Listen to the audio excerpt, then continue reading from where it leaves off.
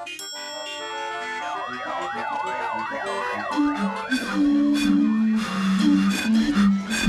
vibraciones moviéndose en el aire, migrando del emisor al receptor.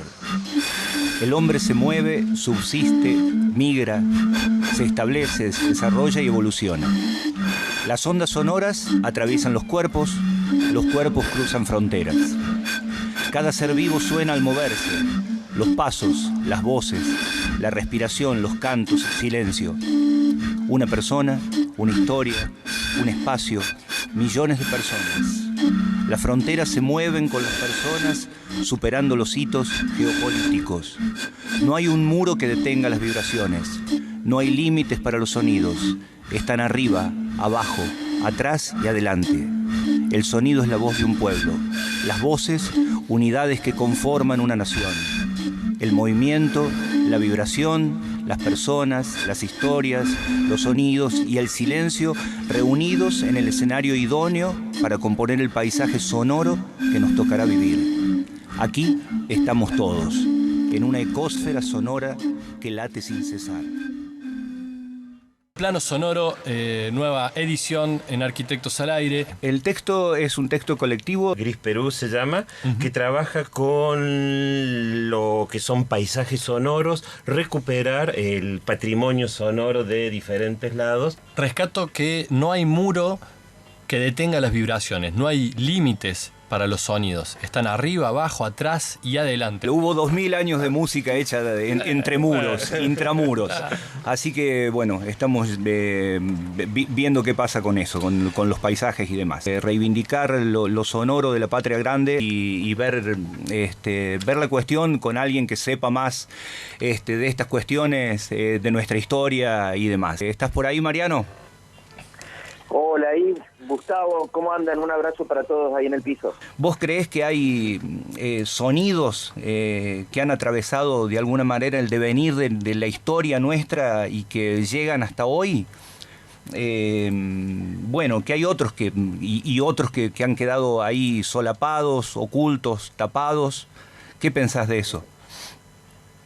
Sí, absolutamente, y en alguna medida incluso es más importante esto que está diciendo que la misma historia escrita, ¿no? Por el simple hecho de que la historia la escriben los que ganan, pero siempre hay otra historia, y esa otra historia, por más que no se escriba, está, en algún lugar está, y sobre todo está en los sonidos, y está en la tradición oral, y está en lo que le va contando el padre al hijo y después el hijo al nieto, y así. Buenísimo. La historia de nuestros pueblos originarios es evidente en eso, y sobre todo la historia de Córdoba, ¿no? Ajá. Porque en Córdoba, nuestros pueblos originarios de Córdoba principalmente son los comechingones, mal llamados comechingones, pero son los camiares, y la derrota, entre comillas derrota, pero el avasallamiento final fue hace muy poco, fue a fines del siglo XIX, y entonces todavía hay gente viva en la zona de Alberdi, Alto Alberdi, Quisquizacate, ni hablemos en el interior, en las sierras, pero también en la ciudad de Córdoba. Hay gente viva que tiene presente lo que le contaba su abuelo, que había vivido ese abuso, esa represión, ese avasallamiento. Entonces, por ahí no lo vas a encontrar en ningún libro, pero en los sonidos sí, ¿no? En los pueblos originarios está, en nuestra impronta afro está, ¿no es cierto?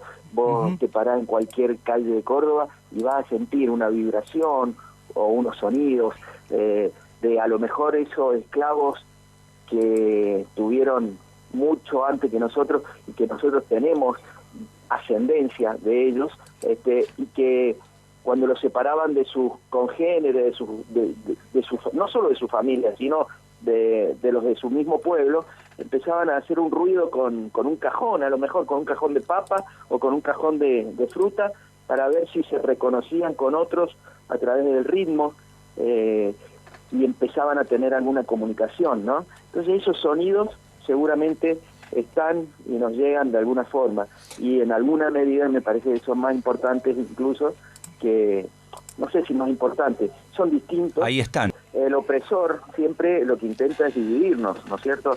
Entonces en ese momento el esclavista europeo dividía a la gente, principalmente para evitar cualquier atisbo de rebelión.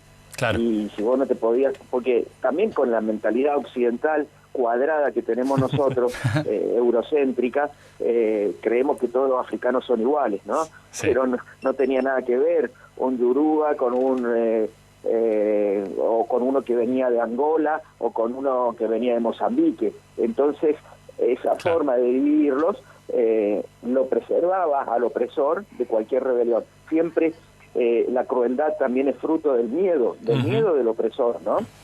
Entonces genera miedo en el oprimido.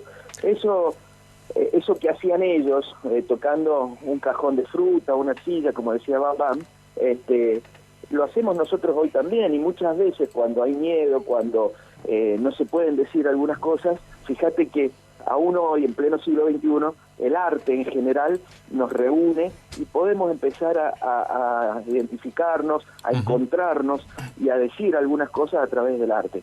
Por eso yo estoy muy contento con lo que estamos haciendo. Seguramente no somos los únicos, debe haber mucha gente, pero mezclar un poco de reflexión, un poco de historia, un poco de relatos, de narraciones, con la belleza del arte, sea la música, sea el teatro, sea la arquitectura, sea la pintura, es maravilloso y llega mucho más. Y es otra forma de comunicar, ¿no? ¿Podríamos pensar que los paisajes sonoros de cada una de esas regiones tienen un rasgo identitario así claro? ¿O las ciudades principalmente? Me parece que sí. Ojo, a veces sí y a veces no. Para bien y para mal es importante esta cosa. Hay pueblos con más identidad, con una identidad más fuerte, por X circunstancias, por un montón de motivos, ¿no? Pueblos, lugares, paisajes, latitudes, ¿no? Entonces, yo últimamente también por esto de los espectáculos he viajado mucho por el interior, por todo el país, digamos, y el otro día quedé asombrado de conocer el Santiago más profundo, el Santiago del Estero más profundo, y vos realmente sentís que la tierra late y te exuda chacarera, ¿no? Pero por todos lados. Es cierto. Me maravilló cómo está tan arraigado en la gente, ¿no? Y ves que eso no es impostado y no es para turistas, lo viven así todo. Lo mismo podríamos decir de Cuyo, con la tonada, con todo el ritual que hay alrededor de la tonada, de la cueca, pero principalmente de la tonada, con el cogollo, con esto, con lo otro, o Buenos Aires, por ahí, y por supuesto, ni hablemos de la Puna, de Bolivia, de Colombia, que es tan musical, o Brasil, o el Caribe, ¿no es cierto? Por ahí también veo lo contrario, veo que hay como un colonialismo cultural y hay como expresiones culturales o artísticas que se imponen en otros pueblos, ¿no? También me ha pasado de ir a Catamarca o a La Rioja y escuchar una radio de cuarteto de Córdoba. Claro. Yo no sé hasta qué punto realmente el pueblo de La Rioja es cuartetero. Quizás sí, y yo no lo conozca, pero quizás también estén pasando estas cosas, y no digo que esté mal, digo que me asombra, ¿no? También veo que hay algunas expresiones culturales más populares que otras, o distinto en la forma de ser populares. El cuarteto, por ejemplo, sí, yo me puedo imaginar un barrio de Córdoba y escuchar el cuarteto, ¿no? Pero también es verdad que lo escucho siempre enlatado al cuarteto. Totalmente. Ahora escucho que está saliendo. ¿Cómo? No, perdón. No, que digo que siempre escucho cuarteto saliendo de un aparato.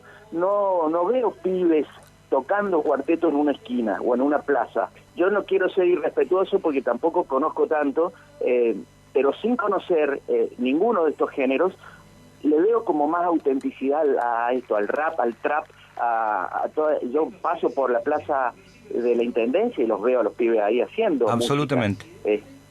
Entonces eso es distinto, ¿no? Y vas a Santiago y los ves a los pibes haciendo chacarera y así. Eso me parece que tiene una fuerza. Es lo mismo que pasa con las tonadas, ya que hablamos de sonidos y de sonoridades. Las tonadas, los acentos, ¿no? Eso es mucho más evidente quizás cuando hay migraciones internas y vos ves que una forma de ver el mundo que puede ser también a través de un acento, se impone sobre la otra. Entonces van provincianos a Buenos Aires y como escudo, para no ser discriminados, para no ser atacados, terminan hablando con un acento más porteño que los porteños mismos, ¿no? Absolutamente. Eso también es interesante de ver, o como otro a lo mejor se afianza en su tonada, en su forma de hablar, y eso también es parte de su cultura, ¿no? Agradeciéndote muchísimo por haber colaborado con esto. Un gustazo para este programa que nos hayas acompañado el día de hoy, Mariano. Un abrazo muy grande, ¿eh? No, Un abrazo, Mariano. Un abrazo. Gracias. Siempre los escucho y quedo a disposición cuando quieran. Un abrazo. Gracias. Hasta la próxima, entonces. Chau. Habíamos traído algún material musical. El Movimiento Pendular es un fragmento de un trabajo hecho todo con instrumentos nativos. Y que surge a partir de talleres populares.